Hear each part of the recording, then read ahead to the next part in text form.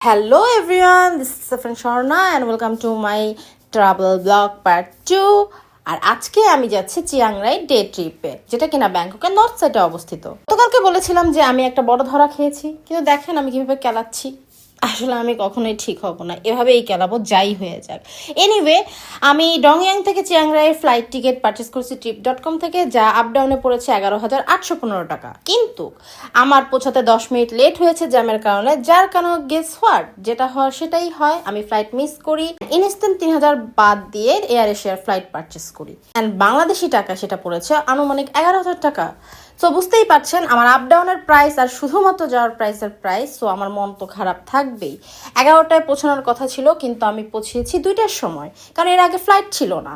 Chiang রাই এয়ারপোর্টে নামার পরে ওদের ওয়েলকামিং দেখে মনটা আসলেই ভালো হয়ে গিয়েছিল। যেহেতু আমার রিটার্ন টিকিটটা আগে থেকেই কাটা ছিল অ্যান্ড গাড়ি অলরেডি বুকিং করা ছিল, যার কারণে হচ্ছে গিয়ে আমি তো না এসেও পারছিলাম না, আরো বেশি লস হতো, তাই আমার আসতেই হলো। আমরা খুবই ছোট একটা সিটি, এখানে আমি 4টা প্লেস ভিজিট করি, যেটা কিনা মোস্ট পপুলার ফর ট্রাভেলার। প্রথম গন্তব্য ছিল আমার ব্লু টেম্পল, যেটা কিনা এয়ারপোর্ট থেকে 20-25 মিনিট দূরত্বে। এটার কোনো এন্ট্রি ফি নেই, সো ফ্রিতেই আপনি যেতে পারবেন আর ইচ্ছা মতো ছবি তুলতে পারবেন। খুবই সুন্দর ব্লু একটা টেম্পল, যেটার মধ্যে গোল্ডেন কারুকাজ করা। আর এখানে আমি পরেছিলাম আমার ইয়েলো গাউনটি, যেটা কিনা আমি বাংলাদেশে পেয়েছি, মিলোলাইম থেকে নিয়েছি। সত্যি বলতে 1 বছর ধরে প্ল্যান করে আমি ভিসা হওয়ার আগেই আমার ড্রেস পারচেস করে ফেলছিলাম সবগুলা, যে আমি এই কালার ওইখানে পরবো।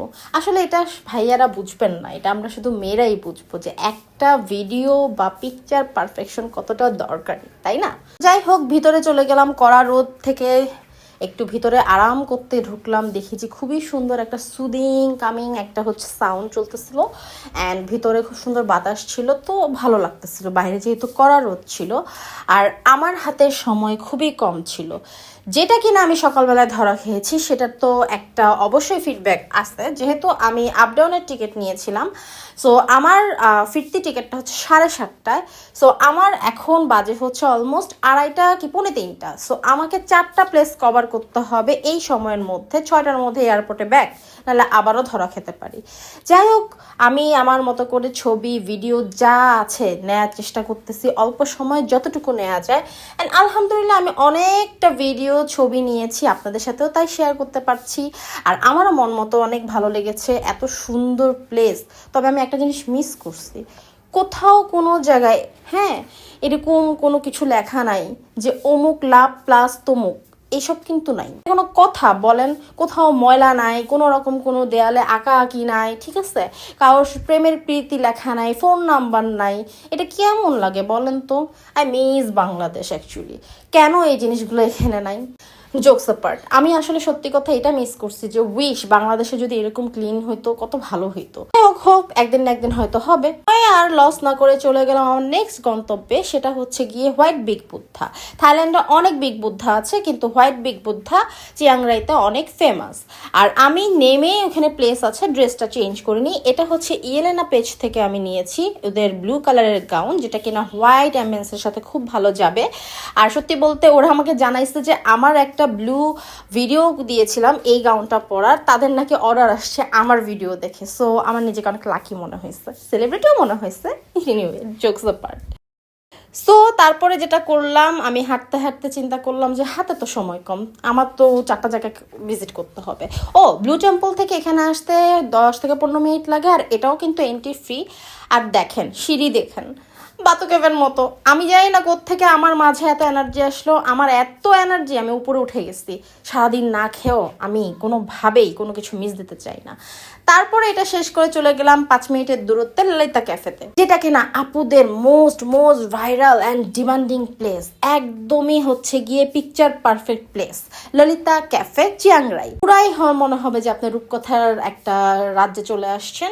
তো আমি এখানে এসে আবার ড্রেস চেঞ্জ করি, আবার লাইনে দাঁড়ায় ছবি তুলি। অ্যান্ড এখানে কিন্তু ঢুকতে হলে আপনাকে 60 বাট, আনুমানিক 430 টাকার মতো এন্ট্রি ফি দিতে হবে। আর আলাদা যদি খাবার অর্ডার করেন, তাহলে আপনি আলাদাভাবেই অর্ডার করতে পারবেন।